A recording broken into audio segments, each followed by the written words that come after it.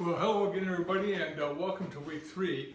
In this little guide on the side clip, I'm going to be making it fairly brief, as I will be giving feedback on last week's work and in subsequent weeks' work by way of announcements. Rather, these little video clips will be more of the structuring or scaffolding of the work that you'll be encountering in our book this week.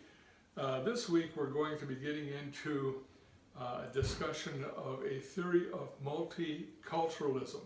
And what I would encourage you to be doing as you're reading through this material is to be aware of the contrast between what your authors are talking about as multiculturalism and what has been called, for example, assimilation and pluralism in prior years. How are they the same? How are they different? On what basis would a theory of multiculturalism seem to be needed in the 21st century to explain what is happening with regard to cultural diversity today, as opposed to cultural diversity or the lack thereof in perhaps the mid-20th century. So keep your minds kind of on the lookout for that sort of thing. And you'll also want to be thinking about the idea of essentialism and how that plays into all of this.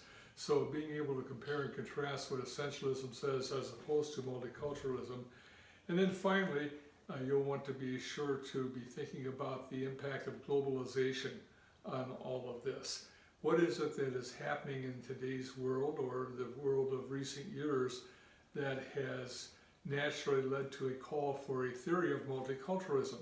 Now, as an aside on this, we obviously have entered very, very interesting political times in our society.